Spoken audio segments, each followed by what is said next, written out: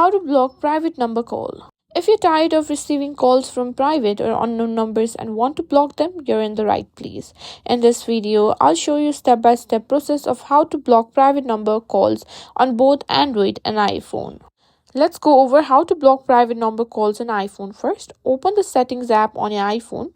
Scroll down until you find an option that says Apps. Now simply find Phone, tap Phone. Scroll down and find Silence Unknown Callers. Toggle this feature on. With this setting enabled, any unknown or private number will be silenced and set directly to voicemail.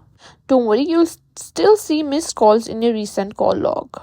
Now, let's go over Android devices. Steps might slightly differ depending on the model. So open your phone app, tap on the three dots or more icon and go to settings or call settings. Look for block numbers or call blocking and tap on it. You'll see an option like block unknown/private numbers. Turn this feature on. Once enabled, you won't receive calls from private or unknown numbers anymore. And that's it. That's how you can simply block private number calls on both Android and iPhone.